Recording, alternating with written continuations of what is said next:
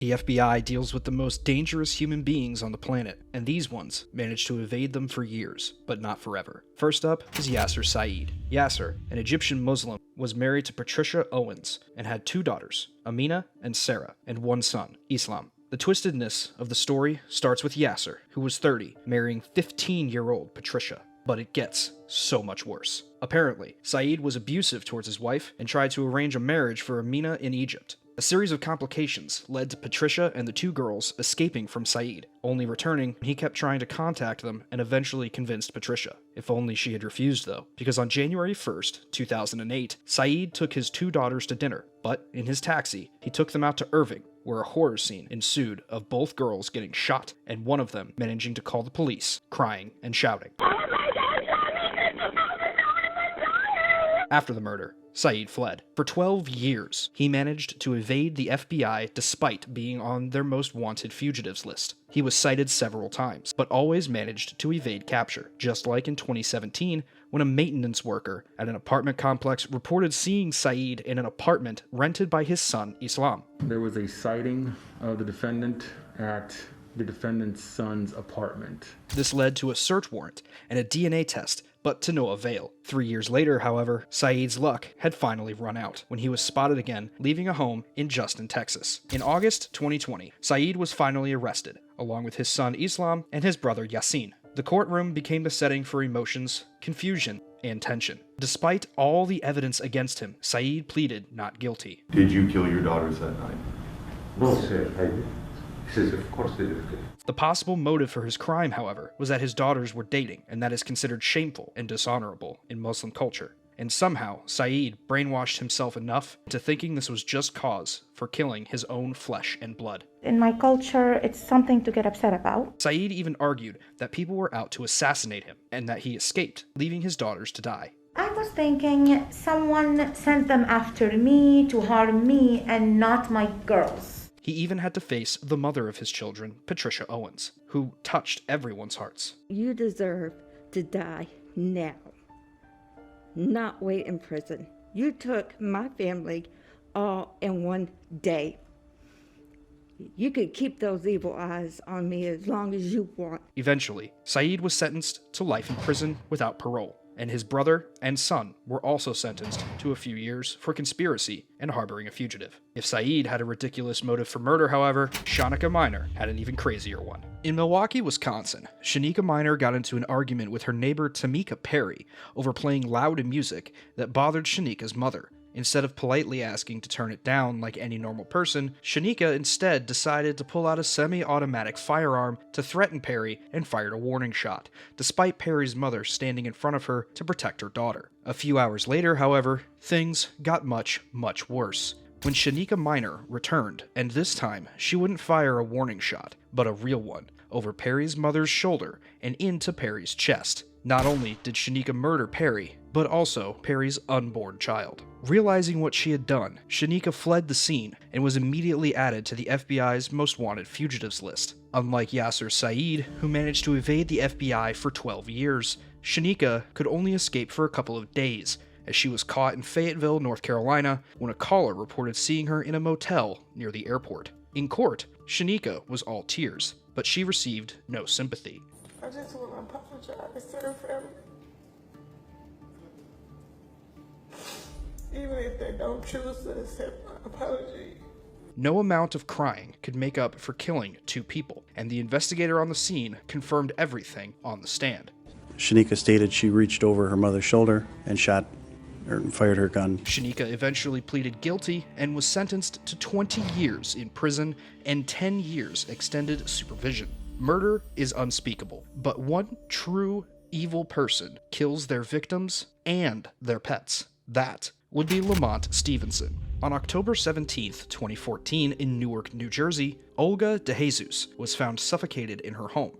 But it wasn't only Olga that was murdered, but her dog as well. The number one suspect was Olga's fiancé, Lamont Stevenson, who had immediately called a cab and was seen in Penn Station before he was gone like the wind. A federal arrest warrant was issued in 2017, and Stevenson was added to the FBI's most wanted list in 2018, but he still managed to evade capture for a whole 5 years, until he was arrested on March 7th, 2019. Unfortunately, Stevenson was caught a little bit too late, as he was associated with another murder right before his arrest, of his girlfriend, Natina Kia, and her cat. It seemed like Stevenson had a twisted affinity for murdering pets. Upon his arrest, though, he admitted everything and entered a plea deal in 2021. I want to say I'm sorry for what I did to Olga and Lola.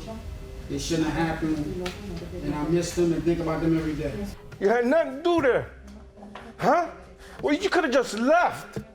You wouldn't be here right now, man. Stevenson was charged with the murder of Olga de Jesus and was sentenced to 31.5 years in prison without a possibility of parole. 18 months of these 31 years were for the murder of the dog, proving that even animals get their justice. Stevenson somehow had the heart to murder his fiancée, but John Klasich had no heart at all, murdering his entire family. In Hernando County, Florida, John Klasich was visiting his sister, Catherine Donovan, who also had her office manager, Deborah Tillotson, as well as John's pregnant niece and one more guest. What should have been a family reunion turned into a bloodbath when Klasich opened fire inside the house, killing both Catherine and Deborah, and injuring John's niece and the other guest.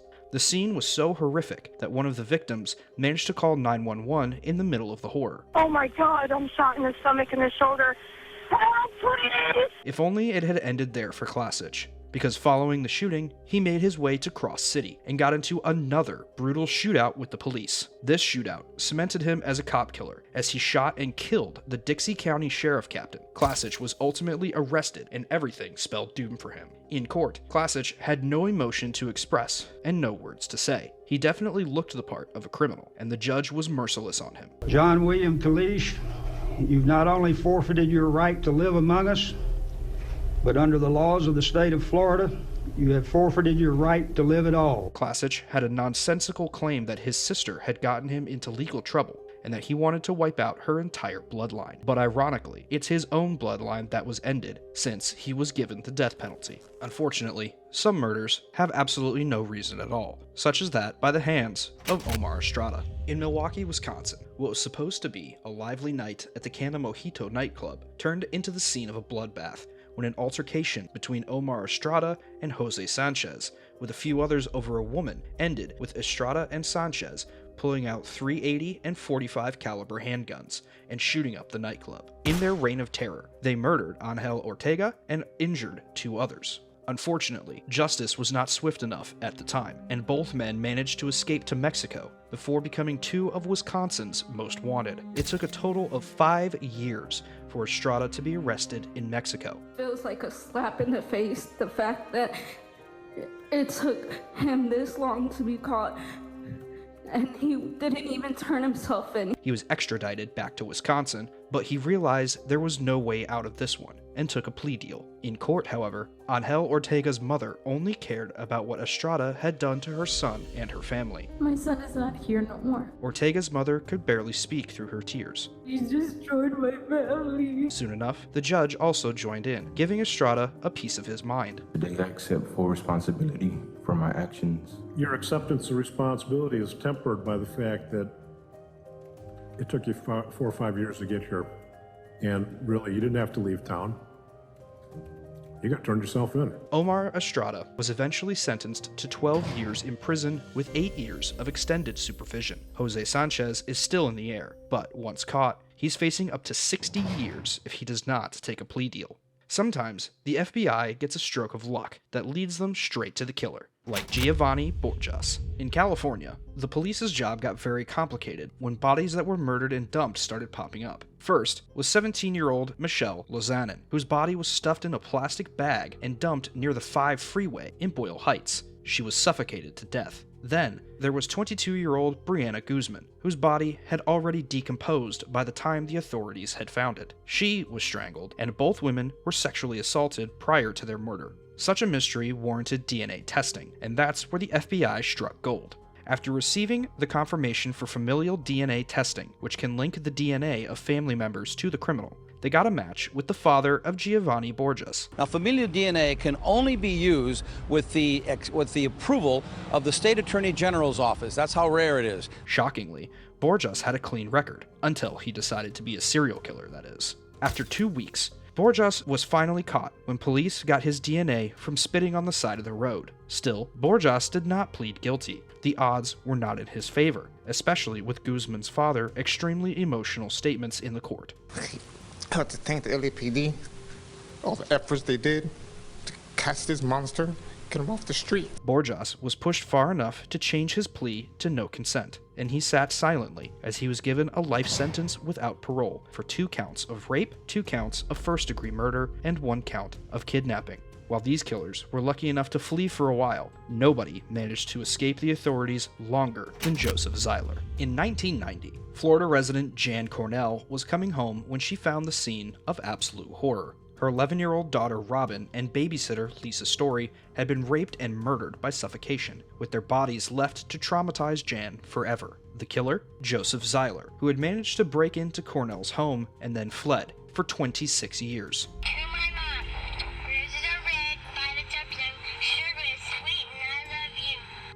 He's an evil man. I don't even like to call him a man. He's evil. A criminal can't escape his fate forever, though, as in 2016, then 61-year-old Joseph Zyer was arrested for a completely different crime. But his DNA matching the 1990 killer blew the case wide open and opened up the dusty 26-year-old case files. Joseph complicated things beyond belief when he claimed innocence, and even tried to play it as if he had possibly slept with Jan Cornell prior to the murder, and even decided to desecrate the memory of the grieving mother by calling her a pig who didn't wash her sheets. I mean, I was here in December '89. I testified to that earlier. And what I believe happened is I slept with Jan Cornell and Leanne Deller, and they were just too much of a pig not to wash their sheets. It's safe to say Zyler's antics didn't win him any favors with the jury. Still, Zyer went on to be even more provocative by wearing veneers that read killer and staring at Jan, even threatening her during the trial. Eventually, Zyer was found guilty of his crime and tried to take it out on his lawyer.